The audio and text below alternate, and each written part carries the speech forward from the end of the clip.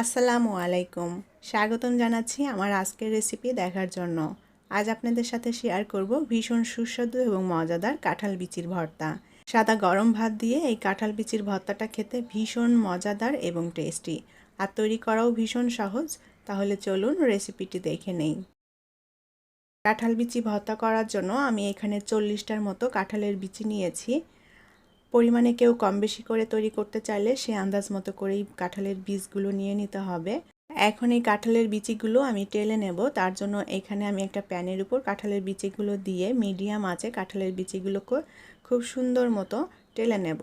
কাঁঠালের বিচির ভর্তা কয়েকভাবেই তৈরি করা যায়। কাঁঠালের বিচিগুলো সেদ্ধ করে নিয়েও একইভাবে এই ভর্তাটা তৈরি করে নিতে পারেন। আমি আজকে যেভাবে তৈরি করব, আবার কাঁঠালের বিচিগুলো এভাবে টেলে নিয়েও ভর্তাটা তৈরি করা যায়। তো যার যেটা পছন্দ সেভাবেই করে নিতে পারেন। আমি চুলার আঁচটাকে মিডিয়ামে রেখে একটু নেড়ে চেড়ে দিয়ে কাঁঠালের বিচিগুলো সুন্দর মতো টেলে নেব। এতে করে কাঁঠালের বিচিটা ভালো মতো সেদ্ধ হয়ে যাবে এবং নরমও হয়ে যাবে। কাঁঠালের বিচিগুলো মোটামুটি ভালোভাবে টেলে নিয়েছি। এখন এর মধ্যে কিছু শুকনো মরিচ দিয়ে দেব। শুকনো মরিচটাও আমি টেলে নেব এর সাথেই। চাইলে শুকনো মরিচগুলো একটু তেলেও ভেজে নিতে পারেন, তবে আমি কাঁঠালের বিচির সাথে দিয়েই একবারে টেলে নিচ্ছি। কাঁঠালের বিচিগুলোও সুন্দর মতো টালা হয়ে গিয়েছে, শুকনো মরিচটাও টালা হয়ে গিয়েছে। এখন কাঁঠালের বিচিগুলো চুলা থেকে নামিয়ে একটু ঠান্ডা করে নেব। কাঁঠালের বিচিগুলো আমি ভালো মতো ঠান্ডা করে নিয়েছি। এখন কাঁঠালের বিচির উপরের এই খোসাটা ফেলে দেব। আর দেখুন কাঁঠালের বিচিটা কিন্তু সুন্দর মতো সেদ্ধ হয়ে গিয়েছে আর নরমও হয়ে গিয়েছে। এখন এভাবে সবগুলো কাঁঠাল বিচির খোসা ছাড়িয়ে নেব।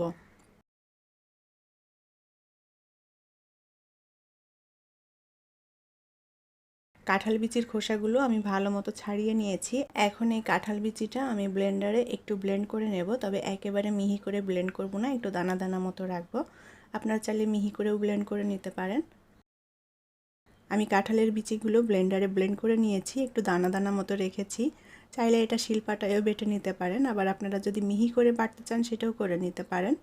তবে আমি একটু কাঁঠালের বিচিগুলো দানা দানা রেখেছি, এতে করে আমার কাছে ভর্তাটা খেতে ভালো লাগে। এখন ভর্তাটা তৈরি করে নেব। তার জন্য নিয়ে নিচ্ছি কয়েকটা শুকনা মরিচ। মরিচের পরিমাণটা যার যার টেস্ট অনুযায়ী দিবেন, যে যতটা ঝাল খেতে পছন্দ করেন। তো আমি যতটুকু ভর্তা বানাচ্ছি সেখানে আমি 4টা শুকনা মরিচ নিয়েছি, 4টা শুকনা মরিচে হয়ে যাবে। এখন সামান্য লবণ দিয়ে শুকনো মরিচটা ভেঙে গুঁড়ো করে নেব। চাইলে এই ভর্তার মধ্যে কাঁচামরিচও দিতে পারেন। আমি কাঁচামরিচটা দিচ্ছি না, শুকনো মরিচ দিয়ে তৈরি করছি। কাঁচামরিচ দিতে চাইলে কাঁচামরিচটা একটু টেলে নিতে পারেন, অথবা সরাসরি কাঁচাটাই কুচি করে দিতে পারেন।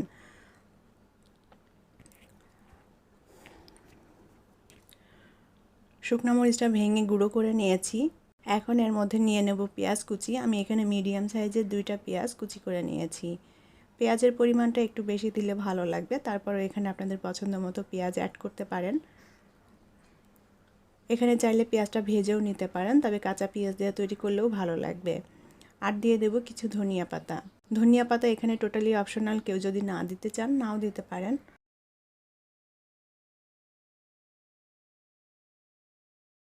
আর দিয়ে দেব সামান্য লেবুর রস।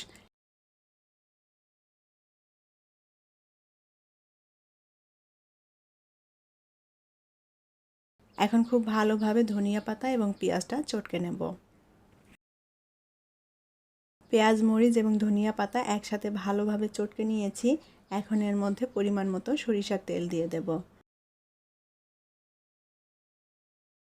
সরিষার তেল দিয়ে আবার একটু মেখে নিয়ে এখন কাঁঠাল বিচির সাথে সব কিছু একসাথে ভালোভাবে মিলিয়ে নিয়ে ভর্তাটা তৈরি করে নিতে হবে। এ পর্যায়ে একটু চটকে চটকে মাখিয়ে নিতে হবে, যেন কাঁঠাল বিচির মধ্যে সব কিছু ভালোভাবে মিশে যায়। কাঁঠাল বিচির এই ভর্তাটা সাদা গরম ভাত দিয়ে খেতে ভীষণ মজাদার এবং টেস্টি।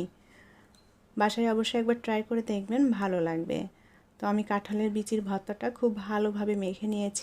এখন এটা গরম ভাতে পরিবেশন করব।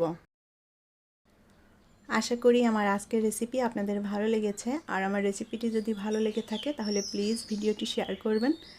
আর এরকমই সব মজার মজার এবং নিত্য নতুন রেসিপি পেতে চ্যানেলটি সাবস্ক্রাইব করে আমার সাথেই থাকবেন। পরবর্তী রেসিপি দেখার আমন্ত্রণ জানিয়ে আজকের মতো বিদায় নিচ্ছি। সবাই অনেক অনেক ভালো থাকবেন এবং আমাদের জন্য দোয়া করবেন। আল্লাহ হাফেজ।